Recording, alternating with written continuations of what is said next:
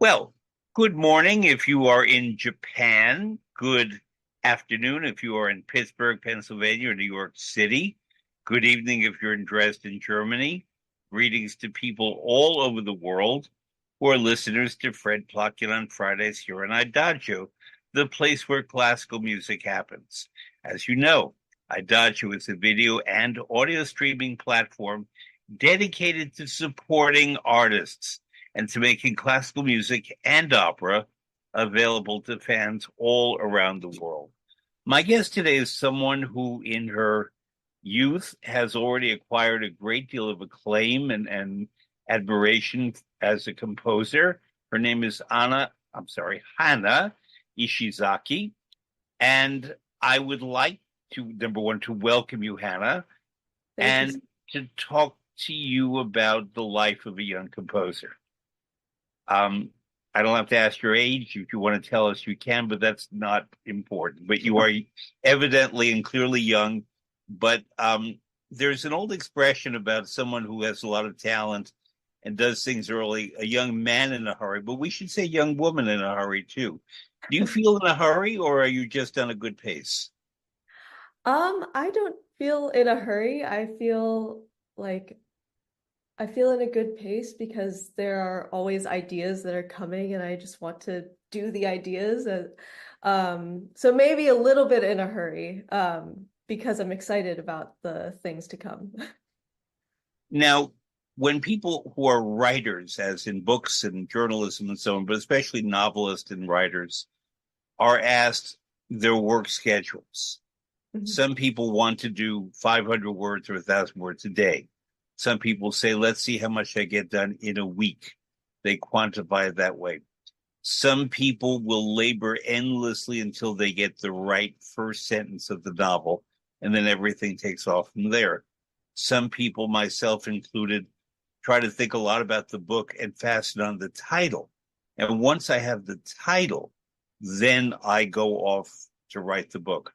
But a lot of times the title that I use for inspiration is not what wants to be the title, either because I've changed my mind, the book went in a different direction, or the publisher says, we don't like your title. And marketing people come in and come up with a quote, better title. What is your rhythm, your pace as a composer, if you have one? Yeah, I think it varies for each project, but recently I've been following a little bit of a different pace, where I usually don't start with a title at all. I start with a musical gesture or something like an image, and then go from there. And I start out by writing everything I possibly can. Mm-hmm. Uh, Surrounding that image. I don't know if it's the beginning of the piece. I don't know if it's the end of the piece. I don't know if it's not this piece, but another piece. And so I'll just go and basically have a huge brain dump. Um, and then work from there, trying to piece together the different ideas and put them next to each other. Does this one work here? Does this one work here? And so the pace changes depending on how that process goes. It goes really quickly at the beginning when you're just writing and writing and writing, and then there's suddenly 80 pages that you need to pare down to to 20. And then the editing process is a little different. So it's not so much how many measures I can write per day or how many minutes I can write per day, more what are the ideas that I have and how can I put them together in a way that I enjoy. The notes, the measures, the ideas, the passages, the melodies that do not make the final cut, Mhm. what do you do with them? They're locked away in a folder on my computer. And sometimes when I'm feeling stuck, I do go back to them, but Mm-hmm. um, it's sort of like recently I was trying to finish a string quartet, and I was really stuck on the second movement and I had no clue what to do. And then I looked back in my folder of old string quartets that I never wrote, the ideas that just went on the back burner. And I found a sketch from maybe 3 years ago of the same idea that I wanted to do in this movement, but I had actually written a whole sketch of it and just forgotten about it. So the ideas come back occasionally, but they're stored away on a folder on my computer. Um, there's a famous expression in Italian: "La musica di Giuseppe Verdi è come il maiale, non si spreca niente o non si butta niente." In other words, the music of Giuseppe Verdi is like the pig; nothing gets thrown out. Because I don't know what Verdi's work. I know what Verdi's working methods were from his diaries and so on, but I don't know what he. Clearly, he would have ideas, then he would change, improve on them, um, and discard things. But he was remarkable to me for many reasons. But one was he was one of the best editors of his own music, unlike, say, Wagner, certain Bruckner, perhaps, who really just, left a lot of it in there. Wagner's music is terrific, but you can say Mahler. Certain composers had a very different approach to their music, and it's glorious what they've created. But it can feel unwieldy when someone like Verdi goes straight to the core of whatever it is he is about. And I don't think this is only about 19th century titans of opera. I think this applies to people who create music all throughout history, and that some of them really have their idea. They can be very essential to do it in 2 minutes.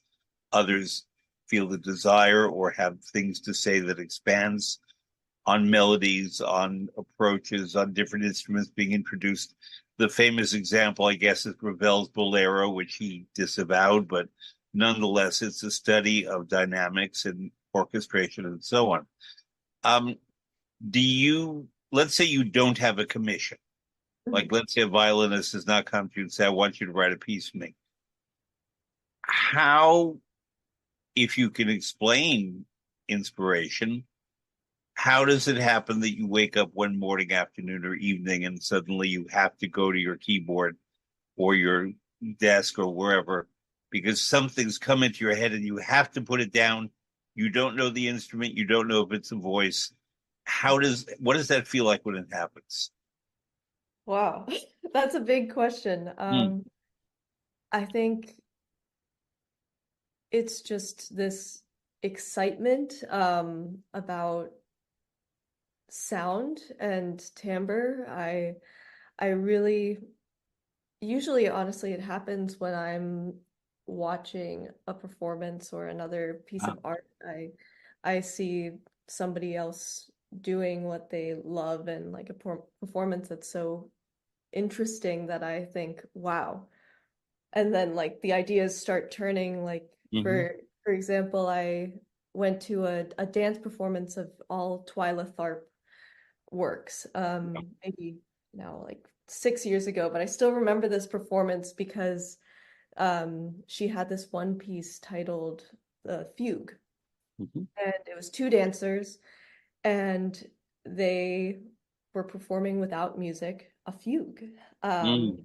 one dancer, they rotated around each other, mimicking each other's moves, but in particular, it was so interesting to hear the fugue of in the dance and the sound that they were making on the floor, and so in that moment, I I was thinking like, oh my God, I need to make something that's just the sounds of dance because it's so palpable what sounds that there are in this art medium or something like that where um, inspiration happens when I see something that is so interesting.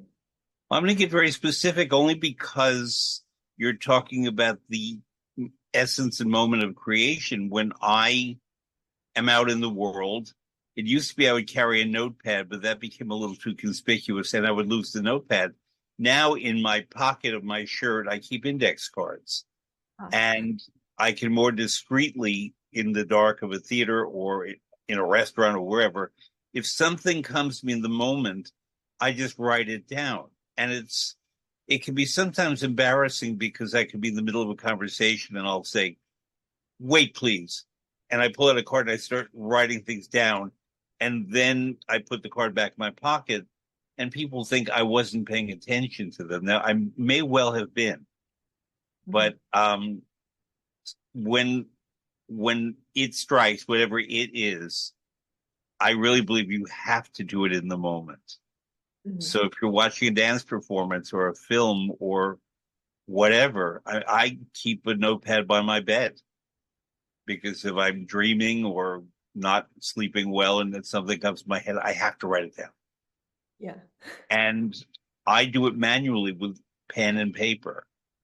I know a lot of people immediately put it in electronic form. Do you I want to know about the technology or the lack of technology as you approach your composing. What do you Yeah. So I actually also carry around a note. I know I do carry around a notebook. I don't carry around index cards yet, but that might be use? a future for me. I'm a little bit old school in that I carry around my little black notebook everywhere I go and um write down ideas, or usually it's verbal descriptions. It's not a Mhm, music notebook, it's a just lines. And so I end up writing down verbal descriptions of images or of musical ideas in there. And then in terms of music technology, I do actually write a lot of electronic music, mhm. working in digital audio workspaces like Logic, where I'm taking bits of sound and editing it and stretching and We'll clip. explain what logic is. I mean, it sounds like it's a program to the uninitiated, including me. Yes. So Logic, Okay. yeah, Logic is an audio editing software Hmm.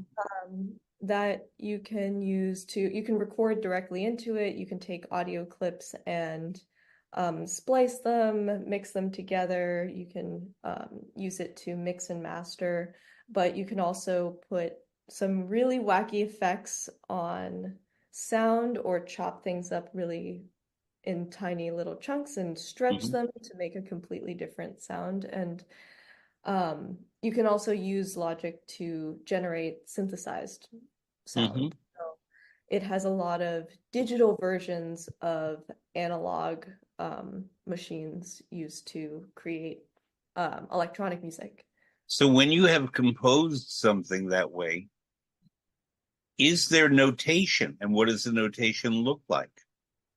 Um, there isn't really notation unless I'm working with like an electronic track and acoustic instruments all together. If it's purely electronic, I usually don't make a score, but I guess you could say that the score ends up being the visual workspace of Hmm. how all of the tracks overlap. And for example, I do a lot of work with dance, so I did a collaboration with a choreographer in my undergrad where we um, had to be apart. It was 2020, and so we, Uh-huh.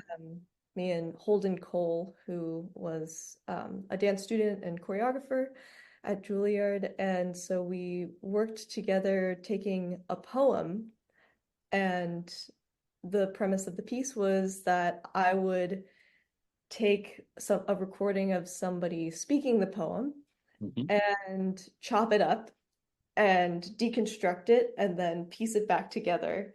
And that would be the piece. And so for that piece, I ended up making a score because Holden um, made a movement phrase to each word of the poem and then pieced it apart and deconstructed it and put it back together like I did with the actual sounds of the words. We ended up changing it along the way because Hmm. that was just a starting premise, but Sure. Um, Part of why I'm asking is because how can I put this in? in way I know you understand, but I want other people to understand. Um, when a work of performing art is created, there is the moment of creation, but there's also the quote documentation of it. Hmm. Now, if it's a play, we tend to have a script. If the playwright makes adjustments, we put in those adjustments. There may be a final playing version. I recently saw a play in which the lead character, the playwright decided that she would go from the present to the recent past. And I went to one of the last previews, and the actress, so wonderful, was struggling with the is, was, am, were, things like that, because she had not quite locked it in yet. But ultimately, the playwright, when the play will open soon, um, will have a final playing version. If he then decides to change it further, we will know that. Um, Music, we know about notation. It was invented in 1154 in Italy, if I remember, by Guido d'Arezzo, who is the person, a monk who created musical notation. But dance is a very particular thing.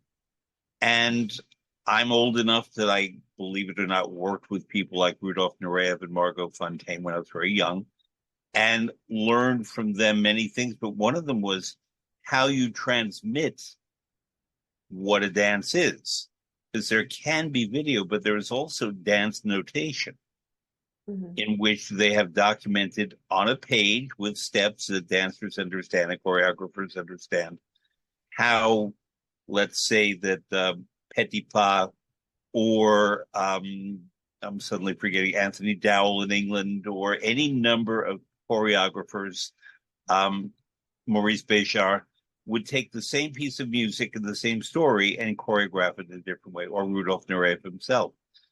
But in the 1980s, when the AIDS pandemic hit and many male dancers were gay or contracted HIV and died, there was suddenly a blackout of memory because a lot of these men in their prime or in their 40s and 50s were gone and they could not transmit the older dances and choreography to the newer generations of men and women who were dancing. And that's more or less the time that video came in and began to replace some of that, but it changed the way documentation happened. So that's a long way of explaining the premise of my question, which is um, if the way your music is created is distinct, and I'll call it modern in the sense that you're using technology that Beethoven and Mozart didn't use.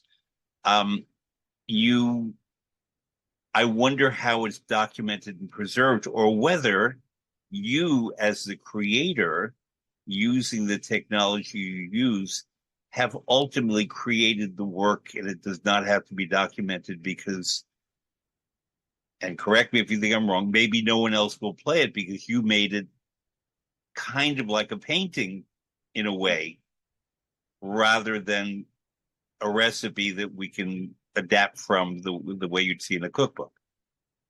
Hmm. That Yeah. you, the creator, have finished your work of art, and it's there available to people through electronic means. Am I completely off the mark? No, no, no, no. This is an interesting premise of a question because um, I think it's interesting to think about how, because I do work in both like written notation mediums and a little more nebulous mediums like Mm-hmm. dance or music technology. And one thing that I think I've come to rely on, like in dance, is the sort of video reproduction of it, or video as a means of transmitting ideas. Um, it's also interesting because just from a more technical standpoint, if you're trying to transmit a work of electronic music, to somebody else to perform it, they might not have the same computer specs as you, or something as very simple as a different operating system. and Oh. then the music will turn out completely different, or the sounds will turn out completely different because they don't have the same um, setup. And it's interesting also because then you're working with um, it's sort of like interpretations almost Hmm. like the way that the music is coming out, it depends on the speakers, depends on your choice of um, sort of the mixing parameters And and volume. volume. Yeah. Yeah, and yeah, it's interesting. And also the speaker arrangement. Like I recently had a piece where somebody asked me, um, I made it so that it could be performed with a motion sensor where the Hmm. electronic audio was controlled, the panning around a room Hmm. was controlled by where the motion sensor was pointing. And that this was a large part of the piece premise. And somebody asked me if I could make a version of it that was stereo. And I did, but it was an interesting question of then do I change the panning so that it sort of reflects what it was? A large aspect of the piece was um, this motion that one of the performers had to do. And so do they do the motion still as if they're gesturing, or is that part of the piece not there anymore? Hmm. Um, and I ended up um, getting rid of the motion in the piece, um, and the sort of extreme panning, because I think without the aspect of it, the sound being all around the room, it's a very different piece. Hmm. Even if there are stereo configurations. Um, and so this is a really long-winded No, rant, no, fascinating. but Yeah. Yeah. I think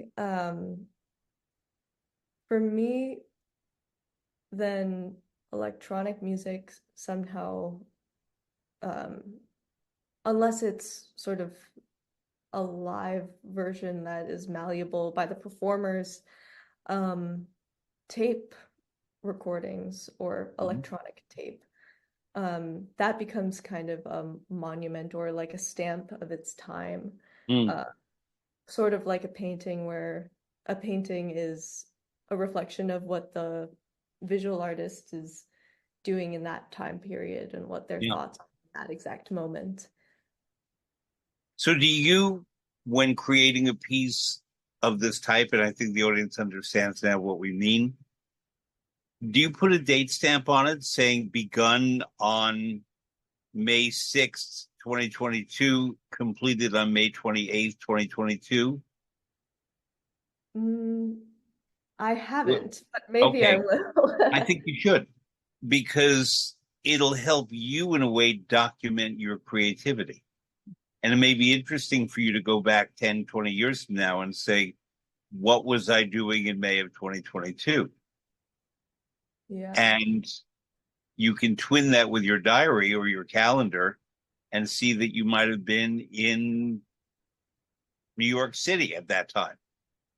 And that you may wonder how New York City, if at all, affected your creation in that time. mhm, Um, because what you just described to me, I began to think about the fact that not only is it the work you created and the technology, I'm going to use a word, it's not a good word, but I'll say it is delivering, but the space in which is being delivered, the number of people in there, the temperature of the room, where the people are seated vis-a-vis the speakers, the volume, and so on. I could see where a composer would want to give a lot of specifications about how it is to be performed. You definitely. read a lot of 20th century composers, and they left a great deal of notes about how something is to be performed. Not Handel. Handel just said, play it, and gorgeous melodies. But by the time of the mid 1920s or 30s in Europe, but also America, we received a lot of instruction from composers about how their work is to be performed. And because frankly, um, when I began using computers, my original Apple Lisa would be a joke now in terms of what it could do. It's charming in its time, but my little computers, my little, compact technology, the past 4 years plus, I've been doing this program every Friday. And it's seen all around the world, whereas my Apple Lisa of the 1980s struggled to churn, and I had to insert these giant floppy disks that are now in a museum, and very importantly, are no longer legible. Yeah. So one of the lessons that I had when I wrote some of my early books is they are not accessible anymore, and printing on paper has a value and a meaning because people can't access my technology. Compact discs that were produced in the early 1980s to mid 1980s are illegible now. They're muted, they're compact, they're hissy.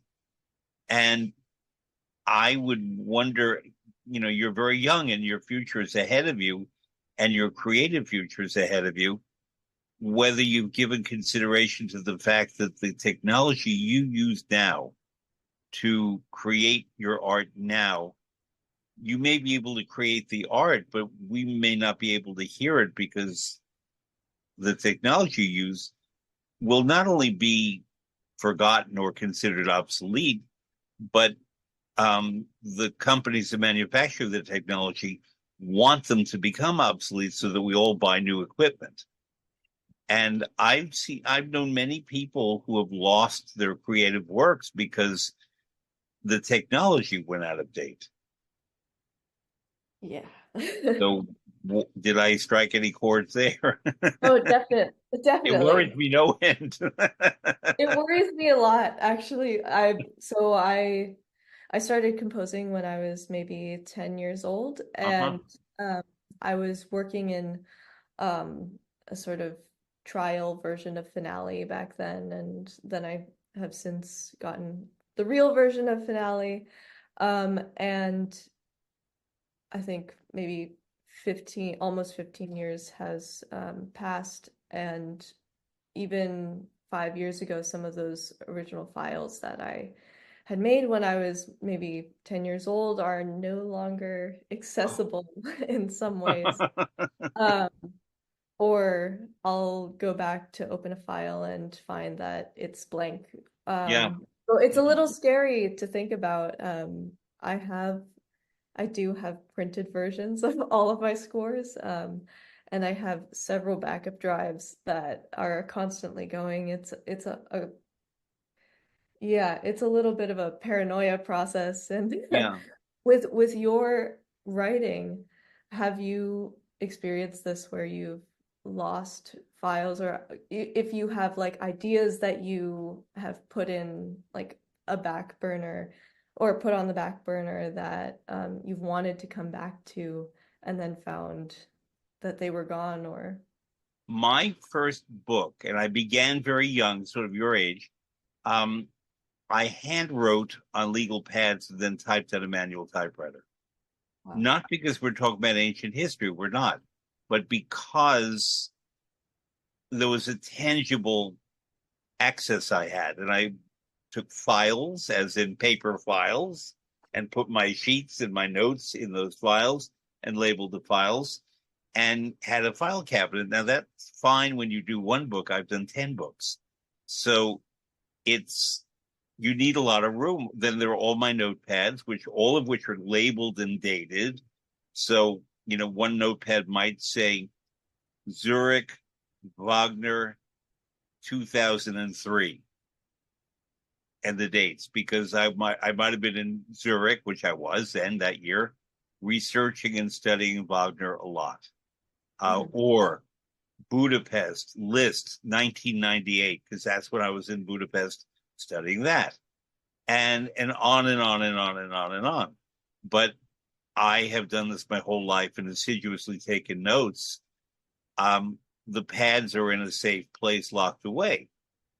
But if I needed, let's say, to go back and see notes of mine from Milan 1979 when I was living in Milan, um, that would be a lot of digging and then a lot of reading and flipping of the pads. So it's inefficient, but we know that they're there Mhm. as long as the ink doesn't fade.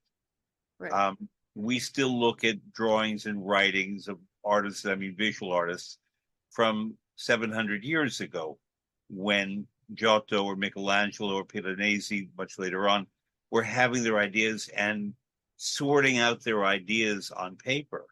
Mhm. And there's a virtue to that, except that paper doesn't last forever. And so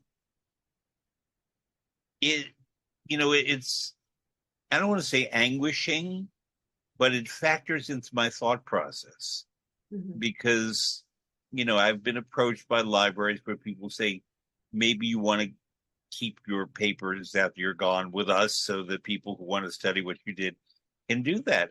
And I'm amenable to that, but it would take a huge amount of sorting that somebody would have to do in my rough scribe because let's say I was in Milan at La Scala in the dark and writing notes in the dark in the theater, those will not be comprehensible to most people. And Right. it's kind of like um, a musician who makes her notes in the dark and or has an idea and then tosses it away. Or the way Michelangelo, where paper was not always available, would have a foot up here, a nose over there, a finger here, an elbow there, a horse's foot, all on the same page, because he Yeah. was using the paper to sort through his ideas. Um, I've never really discussed this with another creative artist before, apart from one friend who was very organized and he knew his papers would go to Boston University and he organized them. And unfortunately, he died of cancer much too young. And so everything was ready. But he's the only person I know of who did that. And and he wrote wonderful books and articles in journalism and a lot of what I've done for my work, and maybe this will help you. Um, in the past 20 years with technology, I've recorded stuff. Mhm. So my conversation with you, as long as it's tangible in some form, will be available to people. So when they're studying you 100 years from now, they're going to go back to the summer of 2024 and hear what you had to say, maybe what I had to say. But frankly, they will also hear what people's concerns were about in this summer of 2024, leaving out politics, climate change, and all the stuff that we could be talking about. But I would rather talk about art and creativity. Mhm. Um, I know of you because many people whom I respect have spoken very highly of you. Thank you. And so that's why I wanted to talk to you. I did some research on your website, but not too much because I didn't want to just quote directly from the website. But um, among the things that you mentioned are that you her music seeks to foster connections between musicians and the audience through the explorations of the physicality of music performance. What does Mhm. that mean?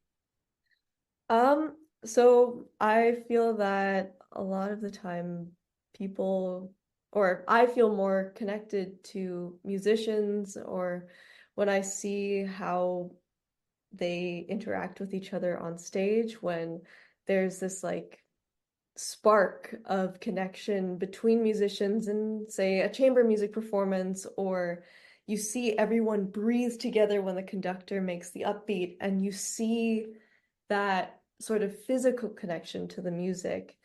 And I my goal is to make pieces that have those sort of tangible moments in them, and where the audience and the musicians can feel that they're making something together. And so I've tried many different ways to do that.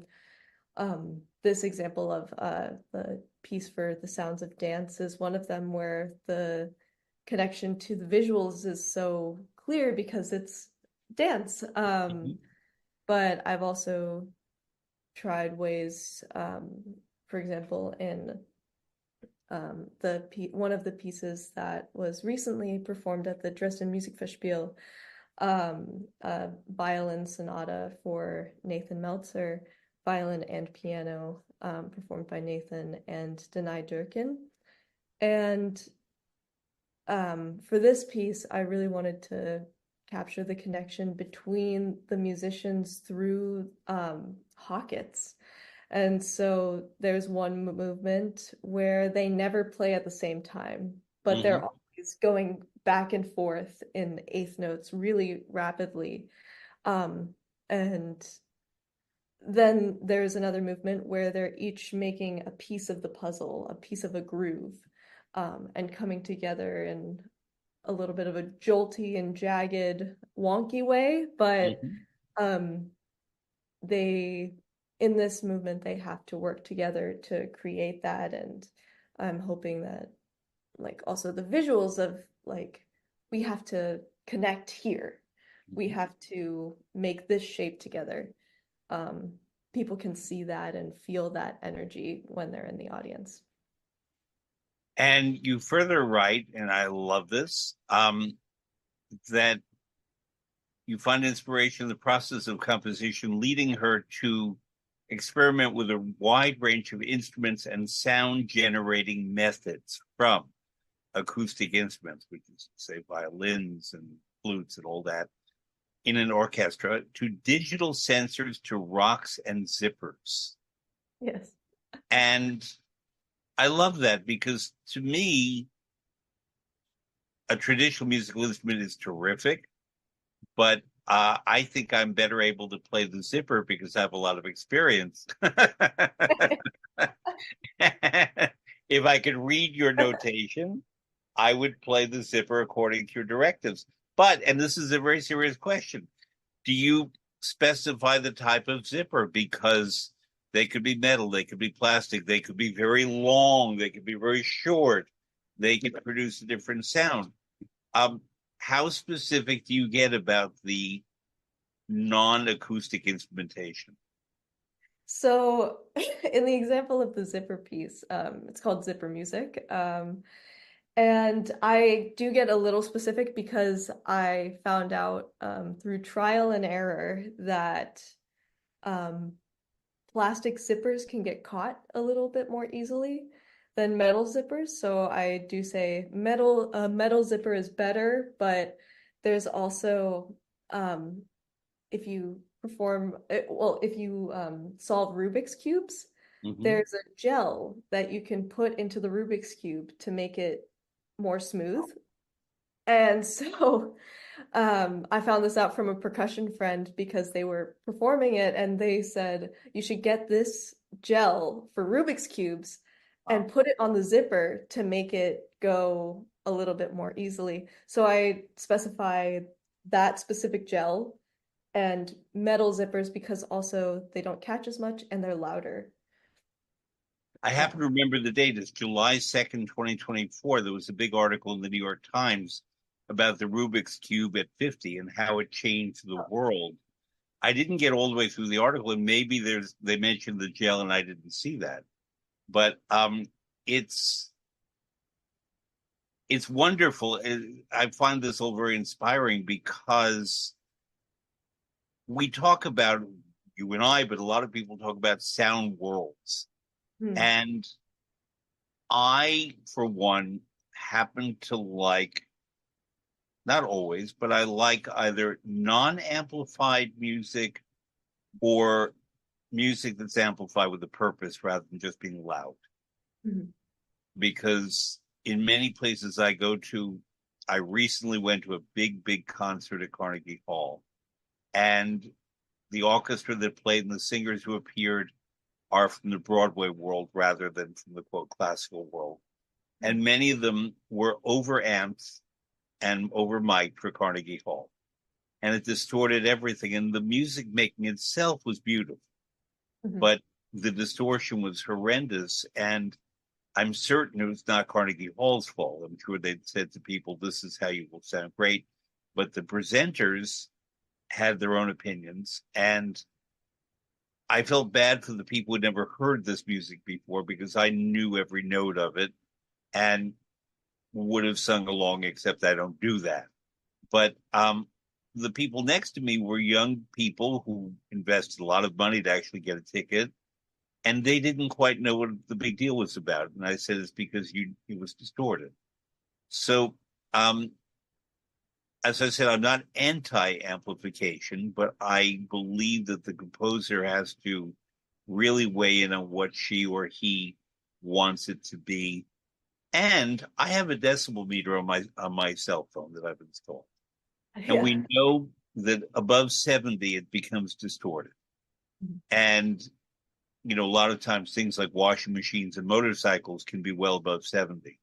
I've gone to concerts in big spaces where, for example, Barbra Streisand, I heard in a theater with 19,000 people. It's a sports stadium. It never went above 70 because I know she's very picky about that. Tony Bennett would not go above 70. Aretha Franklin seldom went above 70. They all know that. It's not about the loudness. It's about the fidelity and the lack of distortion. And I've heard really great musicians go to 78, 80, 90, even 100. And then we don't get to feel their music. Mm. We're not supposed to take our mobile phones or smartphones out in audiences, but I tend to take mine out very discreetly when the ushers are not looking. I'm not making a call, but I am checking the decibel level. And invariably, if it's at 70, 71, 72, the music sounds gorgeous. Mm. And I really believe that a lot of people would embrace contemporary music a lot more if there was not the distortion. And they don't understand that distortion is not about what the composer created, but the way the music is being transmitted in the space. Hmm. If you don't have a decibel meter on your phone, I will send you the link.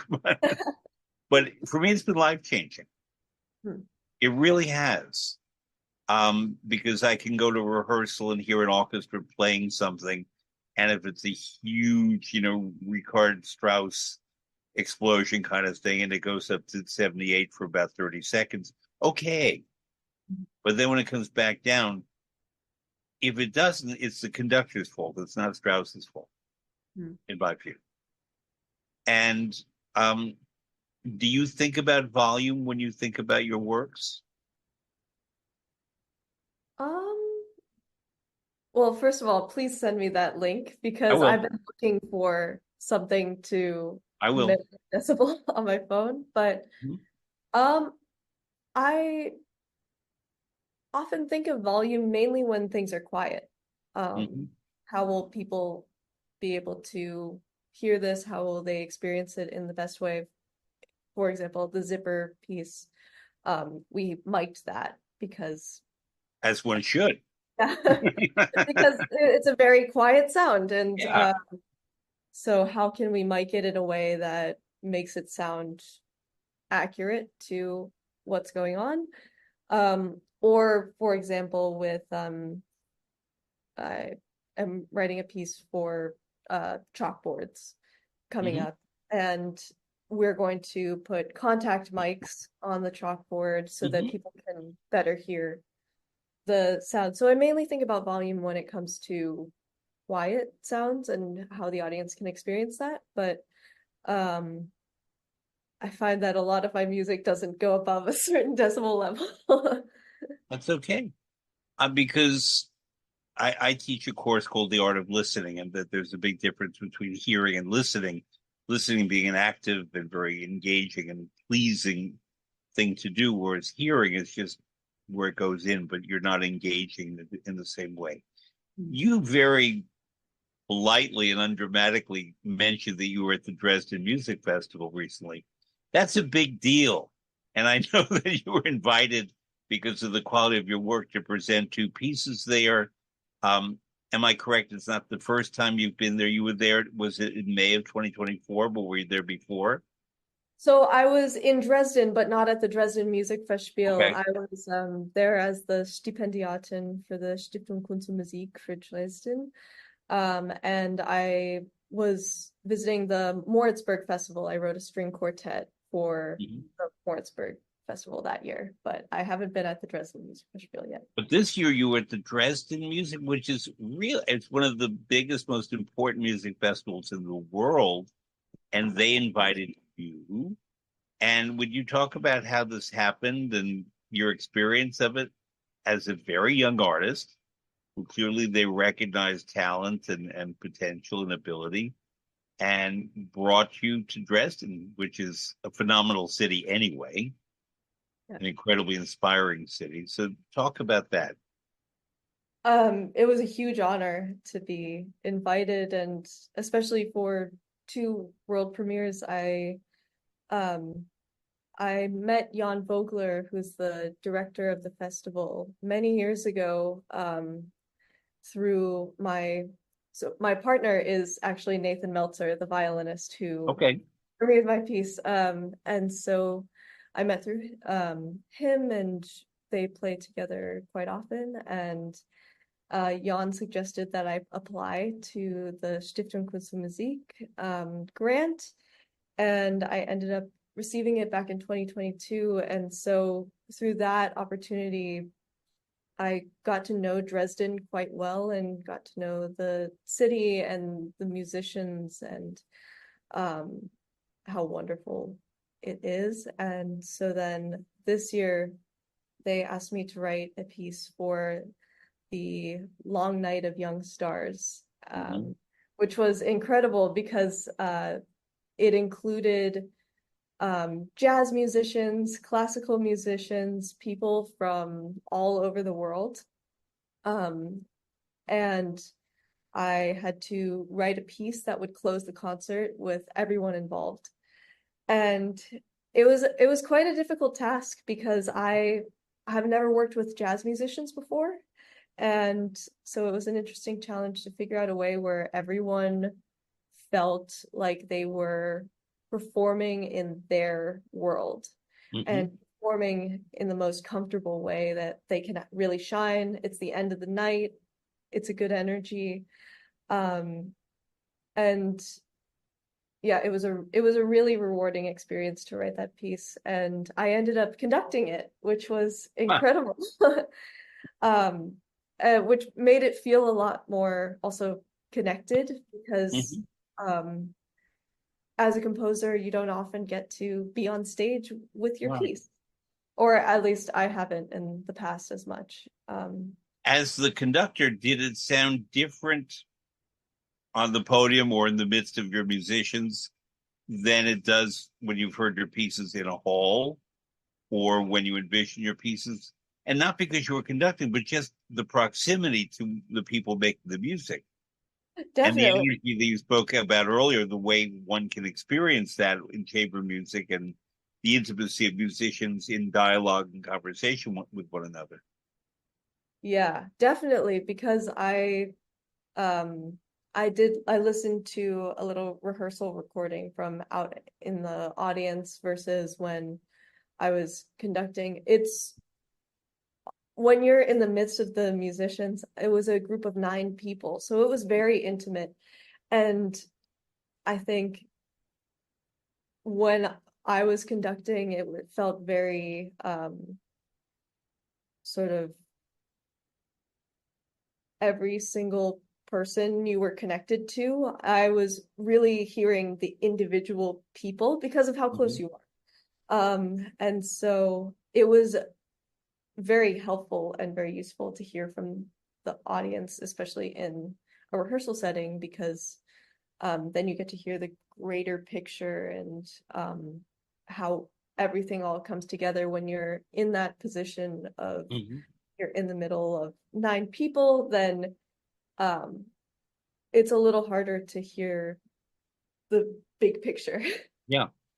Yeah. Am I correct that one of the instruments in this piece was the human voice? Yes. And did you cast the voice? In other words, I don't know if it's a tenor or a soprano, mezzo soprano, bass, or was the voice you were told this will be your singer and you wrote the music that would suit that singer? So I was told this will be your singer. With all of the musicians, I was told these are the people. Uh-huh.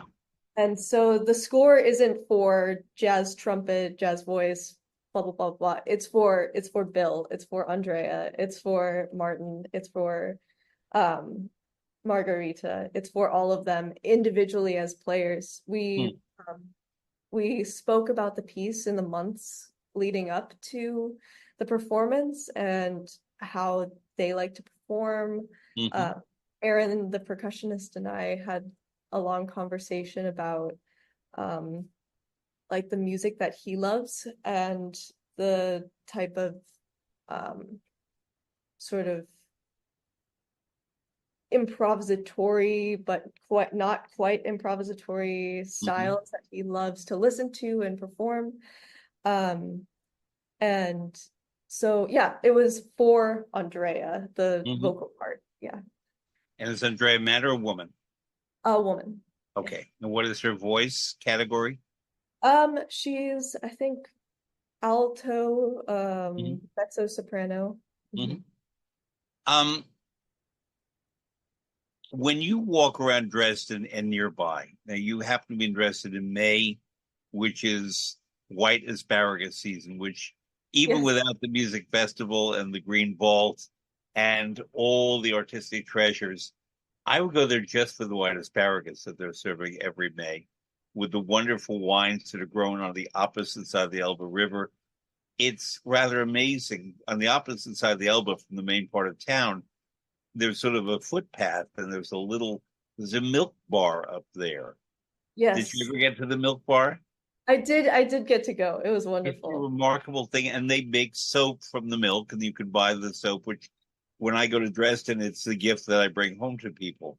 Because who else still makes milk soap in a dairy Right. that in the middle of a city surrounded by vineyards? And then you continue on that route and you go. I believe the town is called Launa. I should know this by heart, but it's where Richard Wagner lived and wrote Lohengrin. And there is the Lohengrin house there. And there's a fellow in Dresden, I don't know if you met him, named Michael Herschel, Hurshell, who I believe the name is the Jewish Chamber Orchestra. He's the leader of that. He's a very important musical figure in the city and a big Wagner expert. Hmm. And they commissioned him to design the Wagner Museum, which is near the house where he composed Lohengrin. And I mention this because I'm picking up on something you said. That particular setting in Launa or whatever the town is called, I can tell you because I know every place by bakeries. That once you get off the bus there, there's a wonderful bakery on your left with good coffee, but then you have to walk up a hill and turn right for the place where he composed and turn left for the museum. When you get to the place where Wagner composed Lohengrin, an opera full of silences and pianissimi and so on, despite its being modern Germany, it is completely quiet there. Hmm. And they had the wisdom to preserve it as Wagner knew it, not in terms of just the building and his little tiny bed, for he's a little tiny guy, but the surrounding areas they kept undisturbed so that if you stand there, you can hear what Wagner heard. Wow. And you can hear the winds and the breezes, and you can hear the violins, you can hear everything. And it was just a dazzling moment for me who loves Wagner's operas and especially Lohengrin to sit there with no one else around, eating the last of my wonderful cake that I bought in the bakery down the hill, and just sitting there, and suddenly all this music comes flooding into my head. And I'm not a composer. And I ask you because I can only imagine, and perhaps not, how music floods into your head. And it doesn't necessarily take being in Launa. Um, it can happen at any given time. Mhm. Does that happen to you? I think it does, especially in settings where it's that peaceful or there are so many. It's sort of like in an environment that inspires you, what comes into your head, and you just let your head fill with whatever Mm-hmm. happens. Um, and I recently moved to Princeton, New Jersey, and it's a beautiful, beautiful place that is super peaceful, very quiet.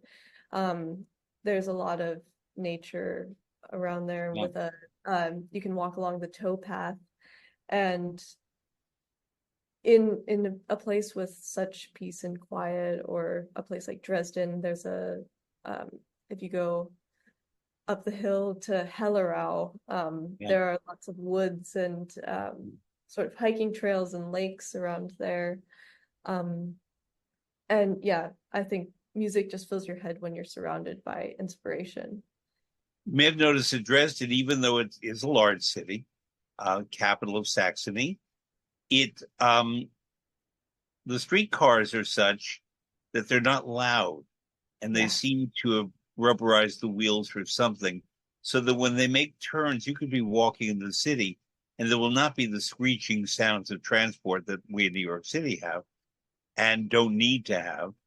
And there are certain places in the world, Montreal being one, Helsinki being another, Dresden being another, Vienna in its way being another, where they obviously were mindful about the screeching, the acoustics, and so on, understanding that you can live in a big city and have it be active, but it doesn't have to be noisy.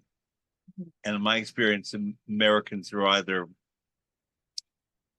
they're not aware of the noise, or they tolerate the noise and feel that if you go into a restaurant, it has to be noisy or it's not a good restaurant. And I think, and I'm being a little political here, but not too much.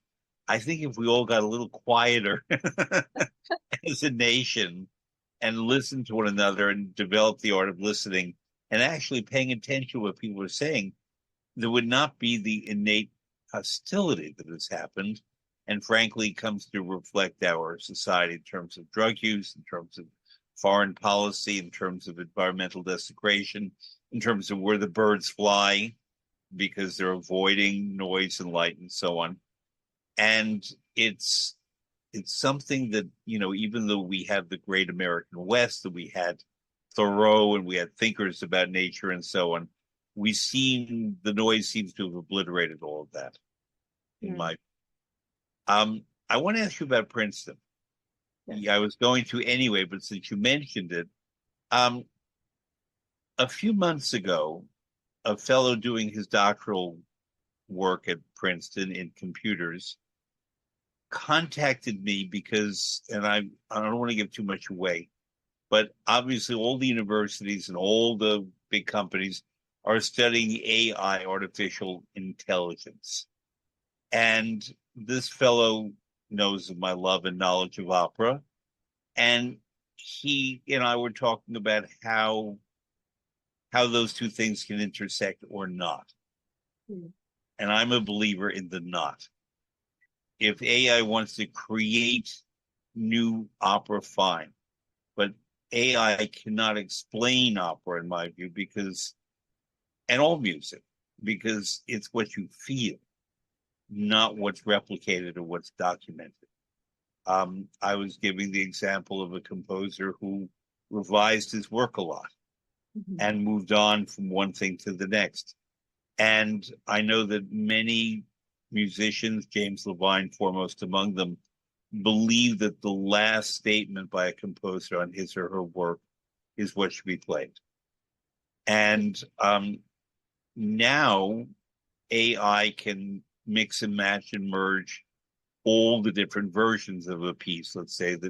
Let's go back to Beethoven's Fidelio and the three overtures that he wrote and discarded, and then the one that was ultimately used. Um, do you, because you are a doctoral student at Princeton, I'll tell you after who this guy is. Um, do you find people on campus talking about with excitement or trepidation about AI? And do you, as a musician, feel that it's a good thing for you or maybe not a good thing? Hmm. I think on campus there's a lot of talk about AI in terms of plagiarism. Yeah. There's always that conversation, but I'm of the opinion that, AI cannot generate its own ideas. Mm-hmm. Uh, it can, well, it can take a lot of ideas from the world and collect them and synthesize something. But there's it, and now I'm talking about music, there's something really special about a creative spark, or something really special about um, creating something from nothing. Um, Mm-hmm. and I think that there's something very, I mean, it's not human, so it is not human, but there's something very, um, I guess you can you can tell when something was created by AI musically versus when it was created by a human. Um, you might not be able to tell if it um, took a bunch of Beethoven pieces and then wrote something in the style of Beethoven, if it Mm-hmm. was um, written by a contemporary or something like that. But um, you would be able to tell that it wasn't made by, or I guess